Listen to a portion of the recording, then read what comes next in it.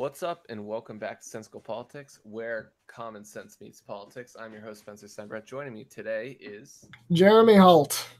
And today, after quite a long break, we're back with some interesting. We're going to be talking about the North Korea conflict, still in the news. We're going to talk about Washington State proposed tax on businesses to help combat homelessness, whatever.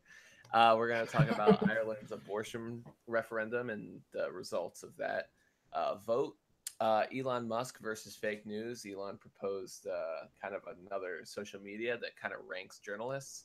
And we're also going to be talking about the death of the influential John Boehner and kind of how you handle the death of someone who you disagree with politically.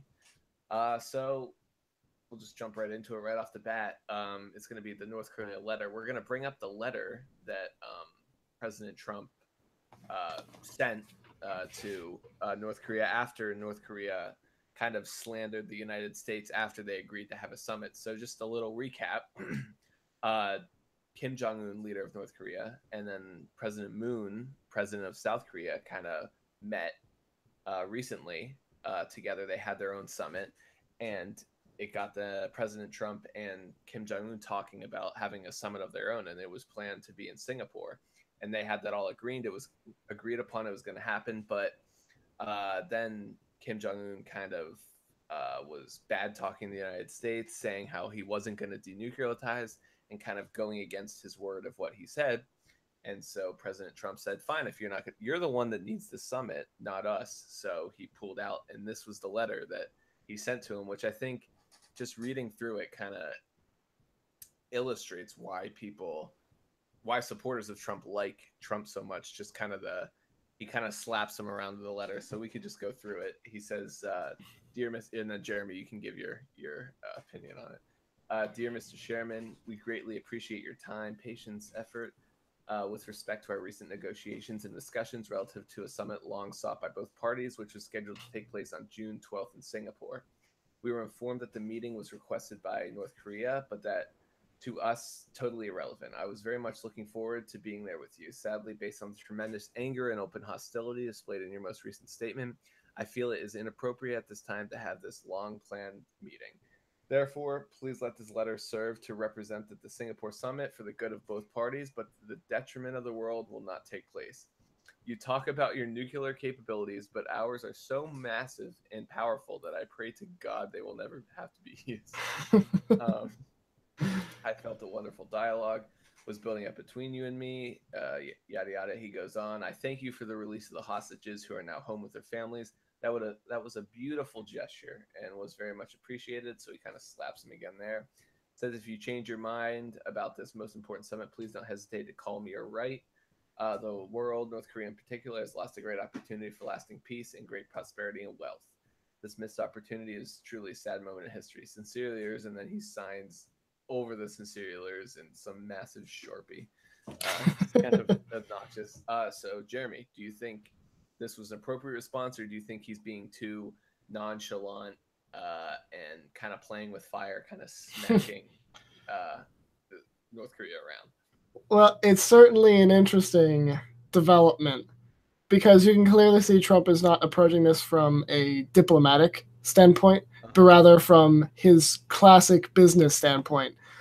This is sort of what people call a classic art of the deal kind of play, where he's walk away is what everyone was citing. Yeah, he's trying to play hard to get. It appears as such that he wants to appear as if he is ready to talk, but he wants to make sure that they are ready, and so he is just stringing them along to see whether or not North Korea is truly willing to bring better offers to the table, I suppose. Do you think it was appropriate for him to say, "I pray to God that our nuclear capabilities will never have to be used," or was that kind of... I suppose it might be construed as not as tactful as maybe a president should be, but it's certainly not a false statement. Yeah. And it can't be construed as a threat. That is just... Right, yeah. It's yeah. True, probably. I think. I don't know. But at least among other conservative commentators and conservatives in general, a main reason why many of them resonate and like this type of letter and the fact that Trump was able to walk away was because President Obama probably would have done everything possible to get the summit, to make sure he got the summit, which he kind of did with the Iran deal, just kind of kept giving them more and more stuff. Whenever they did exactly what he does, they kind of start to walk out the back door to the other party and say, well, we're not going to do it unless you do this for us. And then President Obama says, sure, we'll do that. And then they say, no, we want this. And he does that. North Korea tried that, and Trump said, no, I'm not the one that needs this. You need this. So he kind of backs away. And I think that's a very big difference between President Trump and President Obama, which is why I think people liked it a lot. Yeah, yeah. And I believe that this is mostly caused by not just Trump being Trump and having his own way of doing things, but because of China really has the upper hand at the moment in regards to the negotiations. China does. I would say China does because right now, I don't know if you've seen, but there's naval military struggles right now in the South China Sea between us and China because our Navy.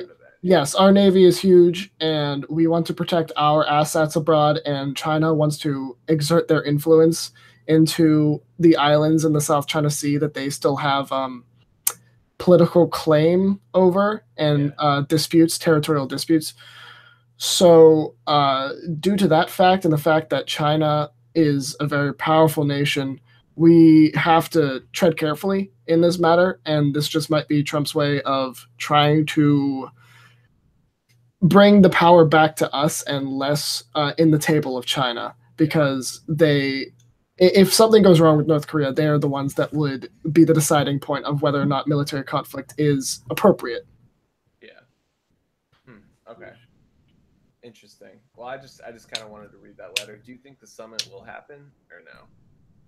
I think it will. Because I know they had a surprise summit, South Korea and North Korea yesterday, to try to talk about how to get the United States back in. So I think Kim knows he kind of messed up. But I also don't want Trump to pull an Obama and do everything in his power. If the summit isn't going to work out, then there's no point in doing it if we don't benefit. I think Trump's aware that this summit is a big victory for him if he can get it to happen, even if nothing really good comes out of it. In specific to denuclearization, really the biggest victory we can get is if the South Korean president and then possibly Trump can convince them to be a little bit more open in regards to travel and their economy, because that would eventually just crush the Kim Jong-un regime completely, because the biggest enemy of an authoritarian, totalitarian state like theirs is information about how great the world is beyond North Korea's borders. A lot of people have been saying, like, oh, if President Obama gets the Nobel Peace Prize for essentially doing nothing or just not taking any action, just saying stuff, Trump should get it too for what he's done, because people would say he's done more. Trump has said he doesn't care about the Nobel Peace Prize. He says peace is his prize, which is a nice quote. But do you think Trump is after the Nobel Peace Prize? I would say it's in his of course he's after it, even if he doesn't say it. Yeah, I mean, there's no way to tell what goes on in his head, whether or not he does or does not want the prize. But if he's able to achieve peace within the Korean Peninsula and at least a better terms of just less tension there, I believe he at least deserves it, and that's all people need to know, is that he deserves it, rather than President Obama getting it for being not only a president that did not do much, but the little things he did do have almost been completely reversed at this point. Because I remember, this last week, the last parts of Dodd-Frank, or at least the major parts of the Dodd-Frank regulations on banks, were repealed, which is pretty much the last thing Obama did besides Obamacare that is relevant to the world. We don't have to get back into economics, but a lot of people say that, oh, that's the thing that was put in place after the recession of 2008. So everyone's saying it's just going to happen again, which I don't think it will. But anyway, yeah, you're right. He is just kind of undoing everything. Would you say, I've over the past month, I've actually thought Trump's doing really well, and his approval ratings, not just an outlier approval rating, but almost all approval ratings that are respected, have him up at the same percentage rate that President Obama was at. Would you say? Do you think? Well, I mean, just right off the bat, do you think he'll get reelected or no? it's 2 years, but yeah, we still have 2 years. A lot of stuff can happen, but considering the fact that everyone was like, "Oh, the blue wave is coming. The blue wave is coming," and right now the blue wave is like a tiny little sploosh. Especially with the like Congress and stuff too. Yeah, because we were gonna on off years, after a certain president is elected of a certain party, their party always goes down. That's just what happens. It's the common balance of the world. Which isn't really a bad thing, I don't think. Yeah, I don't think so either. But what we're seeing now is, instead of it just going to be a gigantic swing with the Democrats up, like 10s or 20s of points in a general election poll, they're down to the tiniest of margins. Yeah. With the election getting closer. Yeah, that's fine. Would you attribute that to Trump? I'd attribute it to a lot of things. I'd attribute it to the fact that the economy is so good that it's impossible to not contribute it to the Republicans and Trump. Yeah. And the fact that Trump has done less dumb things. And also the Democrat media is just going off on random crap. They're still on Stormy Daniels. Yeah. Like that. She went to Washington to do a lap dance on Trump's statue. The Democratic Party. And then what we're going to talk about next, we have Washington's proposed tax on businesses. So Washington State, specifically Seattle, proposed. You may have heard of this. Proposed that any business making over, here I'll bring it up. Any business making over 20 million in revenues each year, which is essentially just in Seattle, Amazon, Starbucks, and Microsoft, maybe. There may be a couple other ones, but those massive behemoths, they're the ones that so if you're making more than 20 million in revenues, then each employee is taxed $250. Not the employee, the business is taxed $250 for each employee, and that goes to goes to affordable housing for the homeless, because tent cities have been growing up and being fostered in these major cities because everyone feels bad for the homeless people. So this is a way to make, and people attribute the homeless problem to expensive housing, which I would attribute the expensive housing to increased regulations and low supply of housing, because no one can build a house because of the amount of regulations and fees that you have to pay. So that's the way I would combat it, not taxing these people. But it was interesting to see that a lot, not these people in these picture, but a lot of the Amazon and Microsoft employees realized that if this bill goes through and this tax goes through and their company is being taxed for them, then the company is just going to leave and go to another state like Texas or someone that doesn't have any income tax or anything, and they're going to be out of job. So I think it's interesting to see that in these pictures, you can tell all these people do not work for those companies because they don't have their job to worry about. But if you go and talk to the people that work for Amazon and Microsoft, they don't want this tax to go through because it'll put them out of job, which is where the stereotype that Republicans hate poor people, I think, comes from. Because if I say I don't want Amazon to be taxed to make affordable housing, then it makes me sound like I want homeless people to continue to live on the street, which I don't. I would advocate for getting rid of all regulations on houses and stuff to make them easier, because there's a low supply of houses and a super high demand. And they keep passing laws to help the homeless people, which just incentivizes them to be homeless.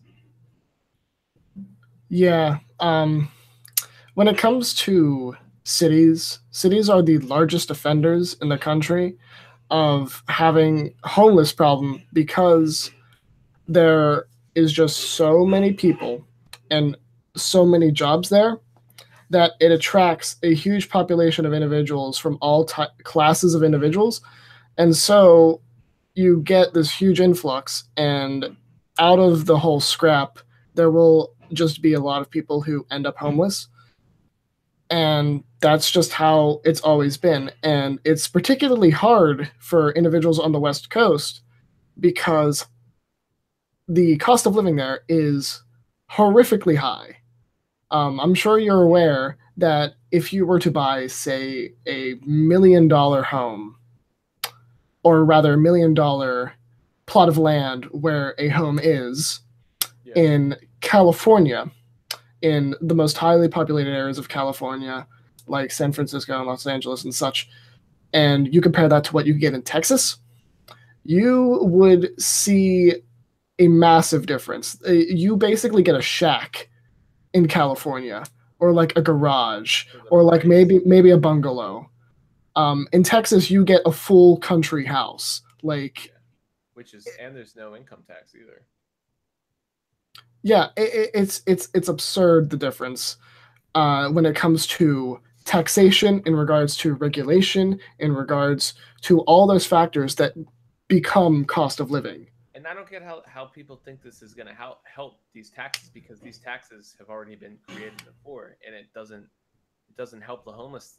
In fact, it increases it. So now if there's a whole bunch of affordable housing over in Seattle, all the homeless people from San Francisco and California move up there, and now you have to tax Amazon and Microsoft even more, or you have to leave them on the street and you're back with the same problem again. I just don't. And like we were saying, this is why that blue wave is getting smaller, because average people look at this and say, no, this clearly is not going to work. And I also don't want businesses being taxed $250 per employee, because it'll, one, make my prices more expensive, and two, it doesn't work. Yeah, it's a whole host of problems coming into one in regards to democratic expectations and economics. Affordable housing causes disruptions in the market, and that's putting it lightly. Yeah. Because you mess with supply and demand, which at the end of it create deeper pricing problems. And also, you put a huge burden on the state, which is already extremely inefficient at paving roads, let alone maintaining houses. Yeah, exactly. And so you get this. Hold on. That's okay. All right. Well, anyway, we can get back into we can get back into the next thing I kind of want to talk about, which just happened yesterday, was the Ireland abortion referendum. So I'll just share the article share the article right here. No, I do not want the news summarized every morning. Thank you. So yeah, we can just cut that out. Yeah. We're just talking about the Ireland's referendum and the oh, am I not allowed to finish my thought? Oh, sorry. I thought I moved on because you weren't there. But yeah, go ahead. Go. Okay, so you're talking about the blue wave and how ineffective. Oh yeah, well, I was talking about like the disruption in market. So whenever you create affordable housing, you end up causing a huge disruption in the laws of supply and demand, because now there is this massive new supply. So you would expect prices to go down, but that supply quickly fills up and people will expect more. And so demand will go up, and the price point will at one point equalize. And so you've achieved nothing besides possibly housing a few more individuals. And then it'll just keep going up, in which case the state will have a massive new burden on itself because of this affordable housing issue, because states can't maintain roads properly, let alone houses. Yeah. And then everything just becomes a massive train wreck there forward. And so not only that, but the taxation problem will then become worse, because now we are already taxing businesses even larger, which is already ridiculous. Yeah, it's going to force them out of the state. It's going to make them want to leave. They're going to move jobs strategically elsewhere, or they're just going to leave altogether. And that is a massive loss for any place. Such a large company who's able to generate $20 million in revenue. Right. the income tax loss would be astronomical. And the jobs loss. And the job loss. And no places will want to lose that many jobs. You're just going to create a huge homelessness problem. Yeah, exactly. So that's why the blue wave is not going to happen. And this topic continues into our next topic in regards to Ireland's referendum on abortion and the Democrats' rhetoric on abortion. Yeah. So just to recap, I guess the Ireland has it had a vote to repeal the 8th, I believe it was called. It wasn't an amendment, but it was part of their constitution because Ireland was founded on Catholic principles. Yeah. So we'll just share the screen right here. So the vote came up whether they should get rid of the 8th, which the 8th basically said no abortions after 12 weeks or 20 weeks, I believe. So, which was incredibly low, meaning the United States is, I don't know when you're allowed to have it whenever, I believe, right? After it is illegal after the second trimester across the United States. Which is way after 20 weeks. Yes. It's like 30 something. So theirs was way earlier. And so all these people from all over the world who had citizenship in Ireland flew back to vote to repeal it, and people also voted to keep it. But I feel like it's obvious that it was obviously voted to be repealed because it's a woman's rights issue, not a human life issue. And I just think that, yeah, you can, Jeremy, you want to talk about Democrats' rhetoric on it? Why the is getting smaller?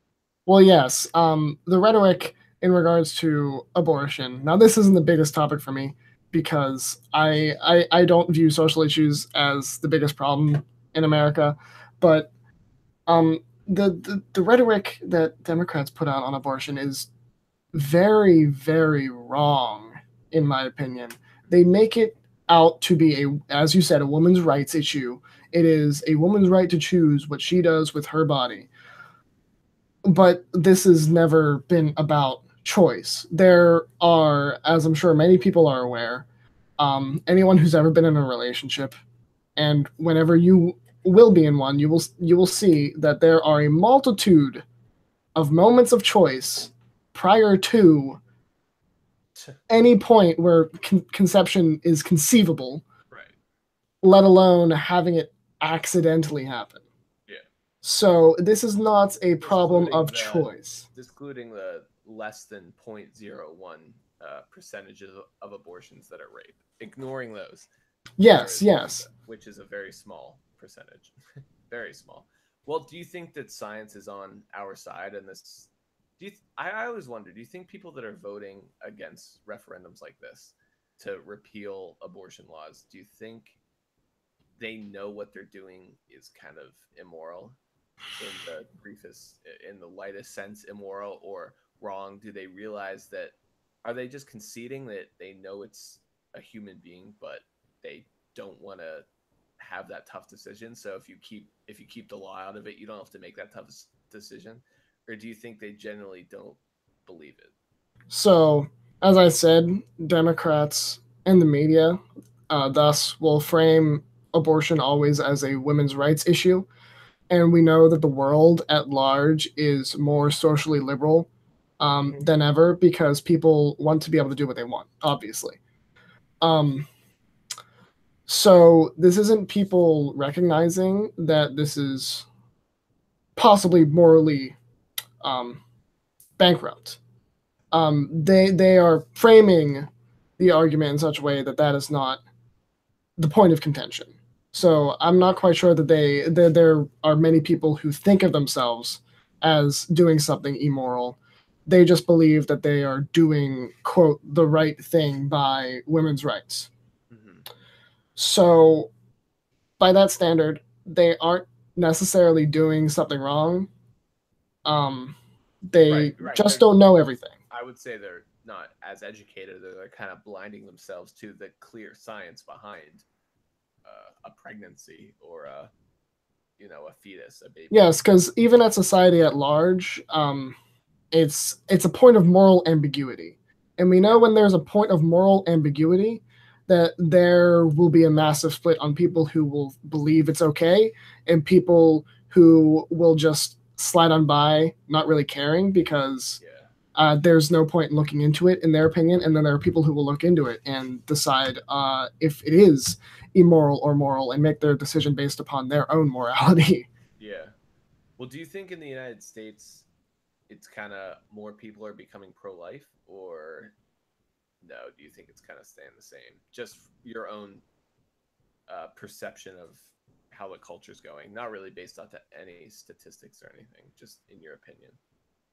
Um, I believe that society, as I've seen it go forward in America and culturally, I believe it is going more towards being pro-life, just upon pure experience and just seeing how the debate has changed rapidly, because it always seemed like it was a landslide pro-choice. Yeah. But it no longer seems that way. It seems much more even. Yeah. And I think also, I would even say within the next 20, 30 years, we may even have a law or an amendment that makes abortion illegal up to a certain point. I feel like we're never going to get 100% after conception it's illegal, because I don't know, you got to compromise to get that law. But I feel like something around like Ireland's, or was Ireland's, law of 20 weeks is fully realistic for the United States, which I think is a good thing. Yeah, it definitely comes down to how the Supreme Court in the future handles dealing with the topic of Roe v. Wade, and whether or not Congress will at one point circumvent that to see whether or not that case will either relinquish its power or have its power reduced significantly. We're already seeing states' rights being extremely influential in this topic, as states across the country now are putting bigger and bigger margins of bans on abortion. So I believe it's just a matter of time, especially with the debate around funding for Planned Parenthood being so prolific, that the morality of abortions is certainly on the table for talk in the culture and society in general. Yeah. All right. Well, we'll have to see where that goes. The next thing we wanted to talk about was Elon Musk versus fake news. And Jeremy, you can kind of lead this one in. I'll just put up his tweets that he had if you want to read those out.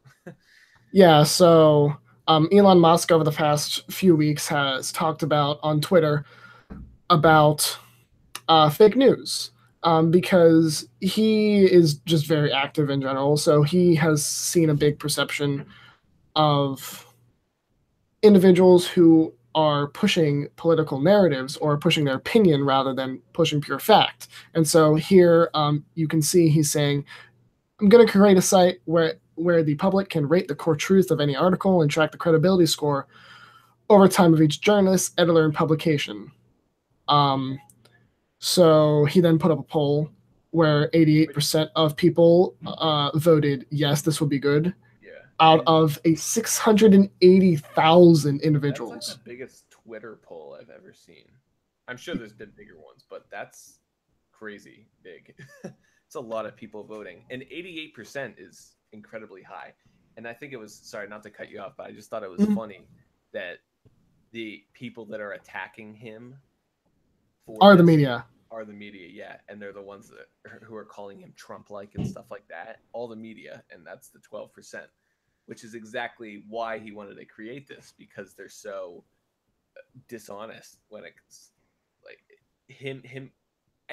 the media is like the only speech that should be criticized. I mean, not the only speech. The media needs to be criticized, I would say, because that keeps it, I don't know, fair. And whenever they can't, which is why I think Trump is so popular, because he criticized them. So now Elon Musk criticized them, as does Kanye West, as does all these other people, and the media don't really know what to do. Yeah, you see it happen every single time. Now, we can obviously say that like Trump was back whenever he wasn't in the eye as a politician, no one really cared about him that much.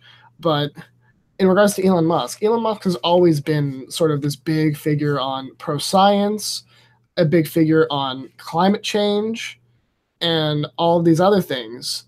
So he's always been an icon for the media, always been somebody who they would turn to for these topics. And then he turns around and says, a lot of you aren't really good at doing your job. Yeah.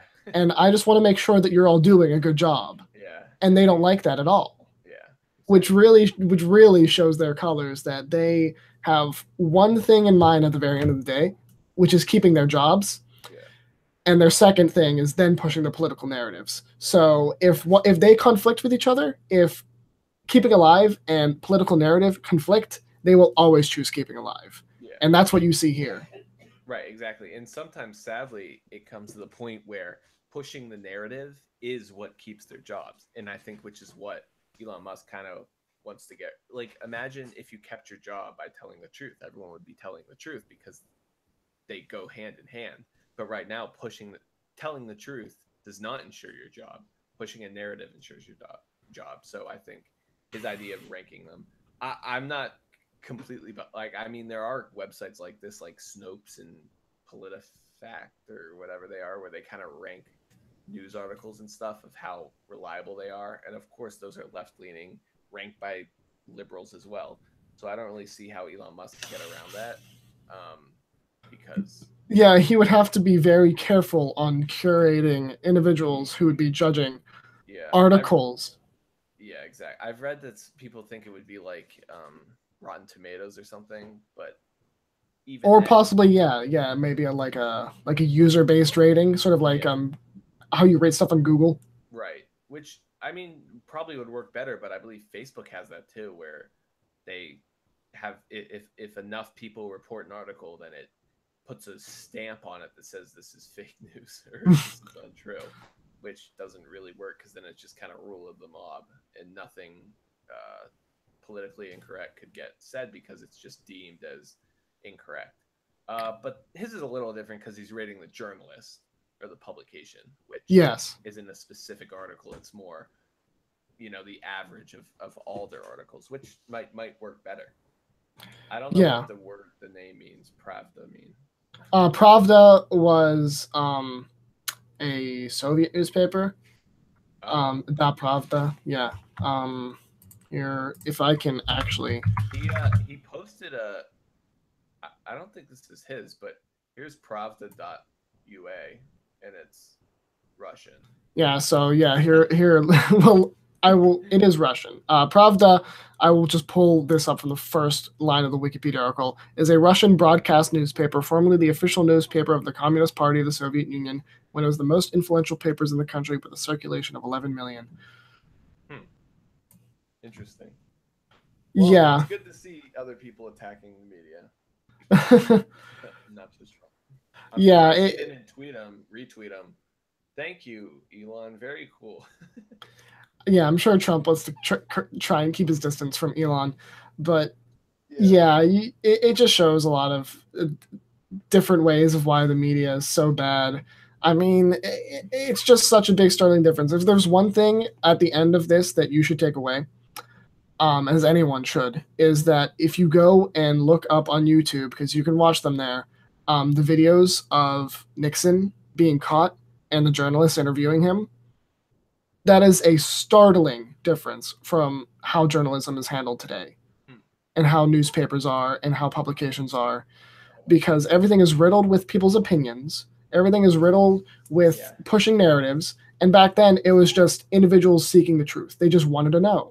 Why did you do this, Nixon? Why? Exactly. So it just shows how far that has fallen. 88%, though. That's a huge amount. And a lot of that is probably from Elon's following that aren't necessarily conservative. Like you said, he's a big environmental guy. And science as well. Democratic, I believe. Or a Democrat, as far as I can. Yeah, that's definitely he's definitely a left leaning guy. But so at least when he's sick of the news like this too. As I'm sure many are. Yeah. All right. Well, we can go into the last thing now. Jeremy, you want to take the last one? Yes. So this isn't a big thing in the conservative circles. So I'd love to bring something that's outside of everyone's view into the discussion, which is a prolific YouTuber as well as esports man, as well as somebody who has battled cancer and sadly lost. Total Biscuit, otherwise known as John Bain.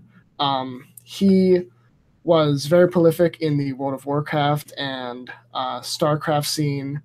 He owned a YouTube channel by the name of Total Halibut and then Total Biscuit for a long time, where he was a game critic. And he is most famous for being known as, well, not maybe most famous, but he was very prolific as being a journalist of integrity, always trying to seek out truth in problems with ethics. And so that's why he was a big defender of Gamergate, which is a controversy surrounding individuals getting handoffs basically for reviewing games, which allowed individuals in the gaming media to push leftist media and material, which took a head on Gamergate, which is why it's a controversy. If you look it up on Wikipedia, you will see that a lot of it lists it as a harassment campaign, because that's what it eventually, sadly, ended up being, because of all of these women and feminists who were trying to push their narrative into video games. And because he stood against them all those years ago. By the way, this was like 2012, 2014, and it is currently 2018. Because he stood against that a long time ago, many people now, as he has passed away, have took to Twitter and Instagram and such to voice their joy that a man at the age of 33 has died to colon cancer. Yeah.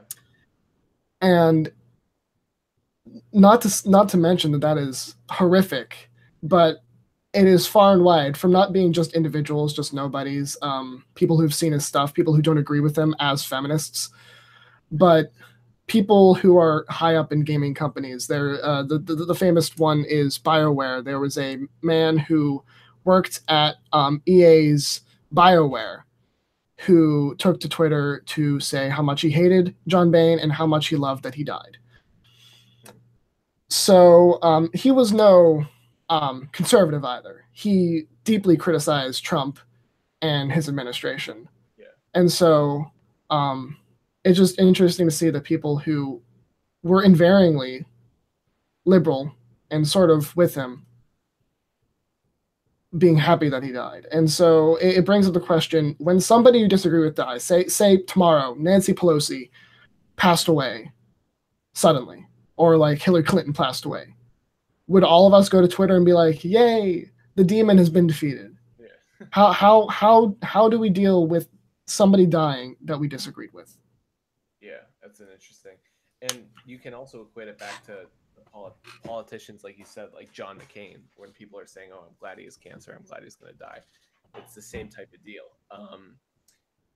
But I also think it's tricky because would you argue that it would be wrong to be glad that Adolf Hitler died?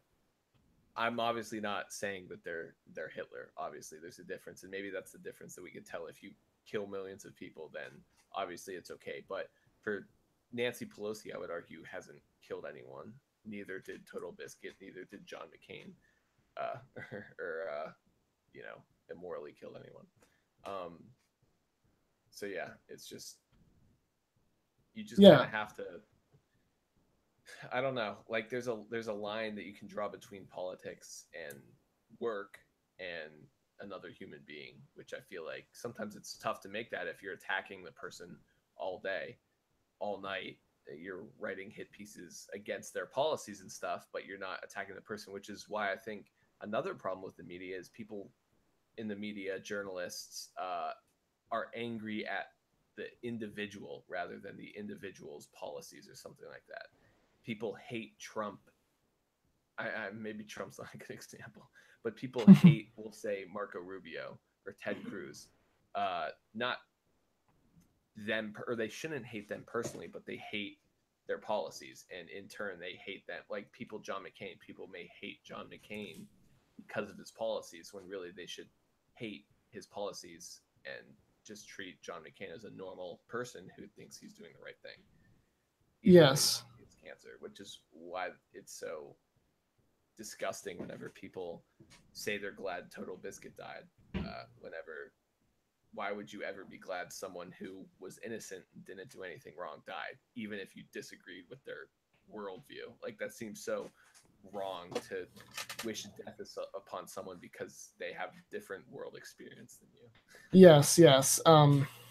It comes down to that old like mafia sort of saying. It's nothing personal. It's just business. Yeah. People take politics personally, Yeah. Exactly. whereas this is a business sort of thing. You can't, just because someone disagrees with your policies or your opinions does not mean that they disagree with you existing. And that's how a lot of people take it. They say, you're invalidating me. That's what a lot of individuals say, is that like, oh, you're invalidating my opinion. Yeah. And therefore they hate you. Yeah, exactly. So too many people do. Sometimes I do that too. Whenever, like Nancy Pelosi, like I feel like if I saw her, or obviously I don't wish she would die, but I'm sure she's a nice person. But it's hard for me to get around that because I disagree with all of her policies and all of her worldviews, and I think she's wrong in almost everything she does. But that still doesn't mean I hate her as a person.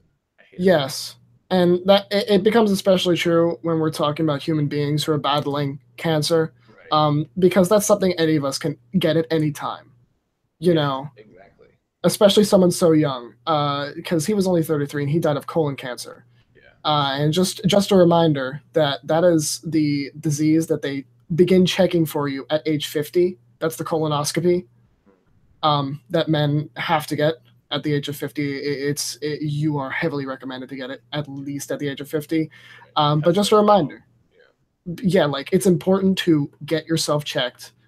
Women get checked for breast cancer, men get checked for colon cancer, even if it's early, even if you have to get something shoved up your butt.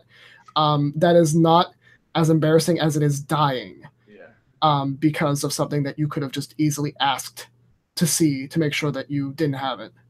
Right. It's something that will affect everyone, and a question that everyone has to ask at the end of their life is whether or not they did something good and who will be crying at their funeral. And to all those individuals who are joyous at other people's graves, you have to ask yourselves who will cry at your funeral. Right. Because even though you said Total Biscuit, like you said, was more liberal leaning, I'm sure he still did great things and had great discussions. And it's sad that someone died that they can't express that anymore. And it's just backwards to be joyous of that. It almost kind of says you're bad at arguing if you need your opponent to pass away in order that your thinking can continue existing. yeah, it's because okay, so I even stopped following him like after Trump got elected because he just always was going on about that stuff, and I mostly try and just keep like negative politics out of my sight. But I still heavily respected him, just from all of his from his gaming journalism, from all the stuff he's influenced me. He was always a funny guy, and there's nothing I ever could have wronged him for. So, and to see him pass away deeply saddened me. I know that because of the influence he had on my life, and just because that he was a fighter. He wanted ethical journalism. He always seeked out the truth. He was never afraid to admit he was wrong either. So it is very rare in this world. Yeah. So all right. Well, anyway, on that, I just think it's interesting to bring that up because I mean, it's gonna happen again. People we disagree with pass away. So I think if we can kind of, if you can. Not me too, but everyone can work on distancing the policy and the worldview from the individual. I think that'll be better, and to never praise or be happy for human death because that's it's an anti-life stance. Yeah. If you are a conservative and you're pro-life, it means that you should value all human life before they are born, as they are conceived, and before they die. It is important to value. Yes, even if you disagree with them. Bad that you have to say that, which seems kind of self-evident. And even death and war.